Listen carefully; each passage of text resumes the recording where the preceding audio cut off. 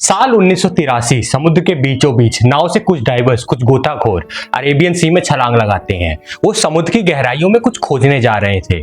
समुद्र की सतह से कई मील नीचे उन डाइवर्स को कुछ ऐसा मिला जो पूरे दुनिया के लिए चौंकाने वाला था।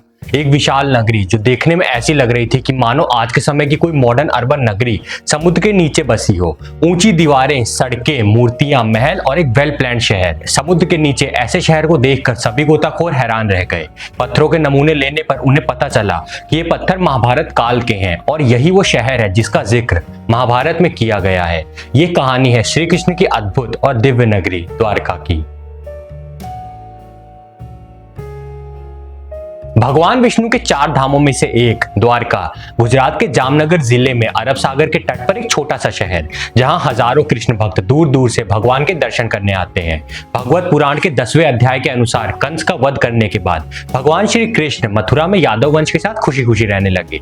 लेकिन वहीं कंस की मृत्यु से क्रोधित होकर उसके ससुर जरासंध ने मथुरा पर आक्रमण कर दिया, हमला कर दिया। एक के बाद एक जरासंध ने मथुरा पर 17 बार लगातार आक्रमण किया। लगातार हो रहे इन हमलों से परेशान होकर श्री कृष्ण ने मथुरा छोड़कर कहीं और जाने का निर्णय लिया। उन्होंने समुद्र पर एक विशाल नगर के निर्माण का आदेश दिया, लेकिन समुद्र देवता की अनुमति के बिना यह संभव नहीं था। तो इसीलिए उस समय श्री कृष्ण ने समुद्र देवता से प्रार्थना की। समुद्र देवता प्रसन्न हुए और उन्होंने श्री कृष्ण को समुद्र के बीचों बीच 12 योजन भूमि देने का आशीर्वाद दिया। इसी भूमि पर भगवान विश्वकर्मा ने द्वारका का निर्माण किया। द्वारका एक वेल प्लान्ड और सुनियोजित शहर था जो आज के समय की अर्बन प्लानिंग को भी मात दे सकता है। सोने के महल, सड़कें, बड़े बड़े दरवाजे, बगीचे, तालाब और सब कुछ एक महान संरचना के साथ बनाया गया था।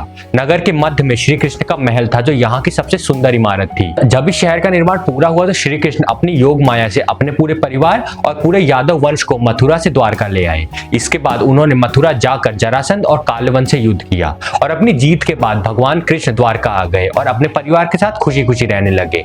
लेकिन दोस्तों, जिस तरह कहा जाता है कि इस धरती पर जन्म लिया हुआ हर प्राणी सुख और दुख के बीच बंधा हुआ है, ठीक वैसे ही चाहे वो भगवान ही क्यों ना हो, भगवान श्री कृष्ण भी इसी चक्र का ही एक हिस्सा थे। कुछ समय बाद पांडवों और कौरवों के बीच महाभारत का युद्ध शुरू हुआ, जिसमें श्री कृष्ण ने अर्जुन के सारथी के रूप में महत्वपूर्ण भूमिका निभाई थी। 18 दिनों तक ये भीषण युद्ध चलता रहा और अंततः पांडवों की जीत हुई।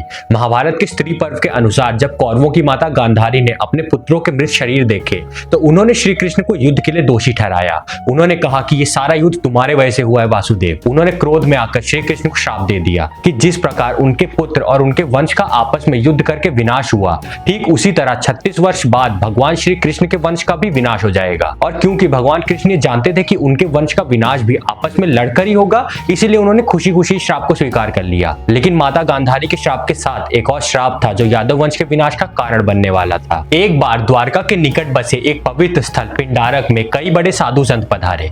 उन्हें देखकर भगवान श्री कृष्ण के पुत्र सांब और उनके कुछ दोस्तों ने ऋषि मुनियों के साथ एक शरारत करने की एक योजना बनाई। सांब एक गर्भवती स्त्री का भेष बनाकर साधुओं के पास गए और उनसे अपने होने वाले बच्चे के बारे में पूछा। ऋषि मुनि अपना मजाक उड़ते देख क्रोधित हो गए और उन्होंने उन लड़कों को एक श्राप दे दिया कि सांब एक लोहे के मूसल को जन्म देगा जो यादव वंश के विनाश का कारण बनेगा। जब उन लड़कों ने देखा तो सांब के कपड़ों के अंदर सच में एक लोहे का मूसल मिला। श्री कृष्ण के नाना जी राजा उग्रसेन को जब इस बात का पता चला तो उन्होंने बिना श्री कृष्ण को बताए उस मूसल के टुकड़े टुकड़े कर दिए और उसे समुद्र में फेंक दिया। जब उन्होंने समुद्र में उन टुकड़ों को फेंका तो उसे एक मछली ने निकल लिया, जितने भी सारे टुकड़े थे।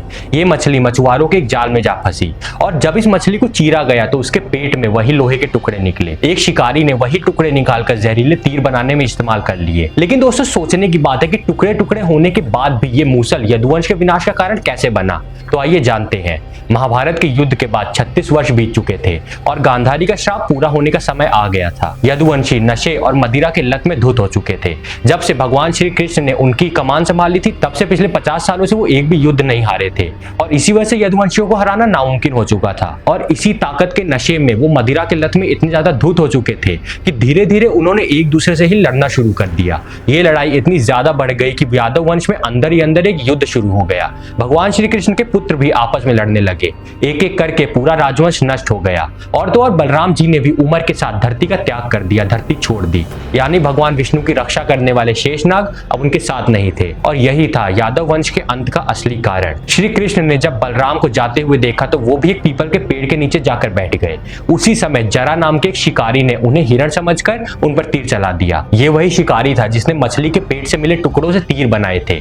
वो जहरीला तीर भगवान श्री कृष्ण के पैरों में जाकर लगा और इसी प्रकार श्री कृष्ण भी इस लोक को छोड़कर अपने धाम लौट गए। जब अर्जुन को इस बात का पता चला तो वो दौड़े दौड़े द्वारका पहुंचे, जहां का दृश्य देखकर उनका हृदय कांप उठा, मानो उनका हृदय रुक गया हो।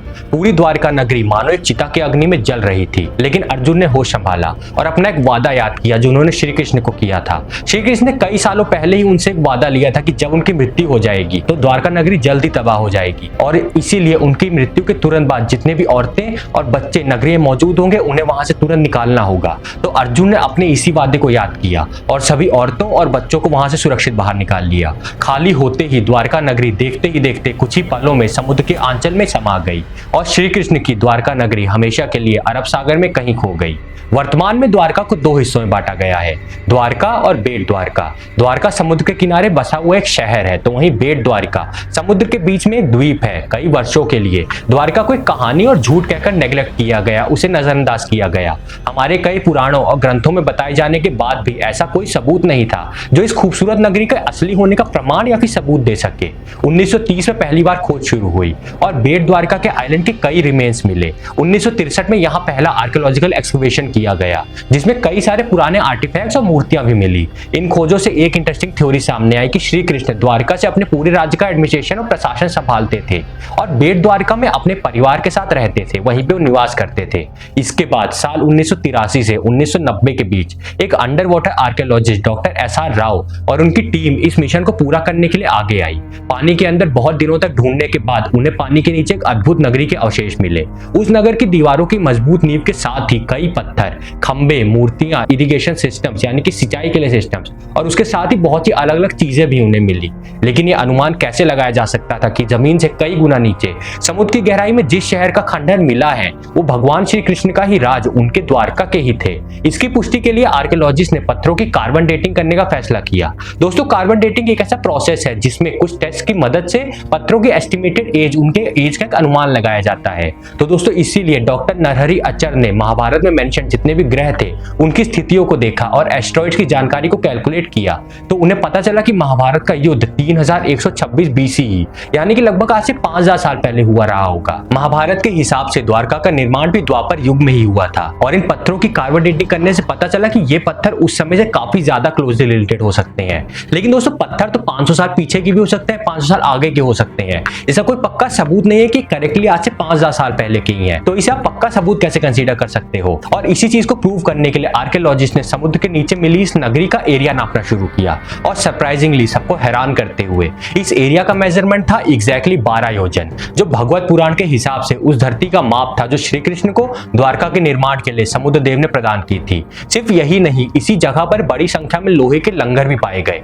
जो कि बड़ी बड़ी शिप्स में यूज किए जाते हैं, जो बताते हैं कि आज से कई हजार साल पहले भी द्वारका एक ऐतिहासिक बंदरगाह था जहां से भारत दूसरे देशों से सालों तक ट्रेड रिलेशन स्थापित करता था। फंड्स के कारण यह आर्कियोलॉजिकल एक्सकवेशन यहीं रुक गया, लेकिन 2007 में आर्कियोलॉजिकल सर्वे ऑफ इंडिया ने इसे एक बार फिर से शुरू किया और आज भी एक्सकवेशन जारी है। थ्योरी के मुताबिक आज से 3500 साल से भी ज्यादा पहले जिस जमीन के टुकड़े पर द्वारका नगरी बनी थी वो समुद्र की सतह के ऊपर हुआ करता था, मगर जैसे जैसे सी लेवल बढ़ता गया श्री कृष्ण की ये नगरी पानी में डूब गई। लेकिन फिर सवाल यह है कि सी लेवल धीरे धीरे बढ़ता है, लेकिन महाभारत के महाप्रस्थानिका पर्व के अनुसार अर्जुन की आंखों के सामने द्वारका के तट से टकरा रही लहरें एक पल में द्वारका को अपनी बाहों में समेट ले गई थी। तो इसका क्या जवाब है? दोस्तों, इसका जवाब हो सकता है कि उस उतने पहले आज से 5000 साल पहले कोई बहुत बड़ी सुनामी आई हो जिसने पूरे द्वारका नगरी को डुबा दिया हो। हम इस बारे में एग्जैक्ट नहीं जानते और यही महाभारत की सबसे खास बात है। हमें आधी चीजें तो पता है लेकिन आज भी उसकी आधी बातें हमारे लिए रहस्य हैं। आज कई लोग महाभारत और रामायण साथ ही भगवान विष्णु के धरती पर जन्मे अवतारों और अन्य प्राचीन कहानियों को एक मिथ, एक मनगढ़ंत कहानी समझते हैं। लेकिन सिर्फ द्वारका ही नहीं बल्कि ऐसे बहुत सी और कई डिस्कवरीज हुई हैं जो ये प्रूव करती हैं कि इस धरती पर इंसानों का एग्जिस्टेंस सिर्फ हड़प्पा और मोहनजोदाड़ो के समय से नहीं बल्कि उससे भी हजारों साल पहले से है। तो आप भगवान कृष्ण के द्वारका के डूबने और इसके खोज के बारे में क्या सोचते हैं? मुझे कमेंट करके जरूर बताइएगा। अगर आपको ये वीडियो पसंद आया हो तो वीडियो को लाइक और शेयर करना मत भूलना और ऐसे ही और भी इंटरेस्टिंग और माइथोलॉजिकल वीडियोस देखने के लिए हमारे चैनल सब्सक्राइब कीजिए और मिलते हैं ऐसे ही किसी और भी वीडियो में। तब तक के लिए जय हिंद। जय भारत, वंदे मातरम।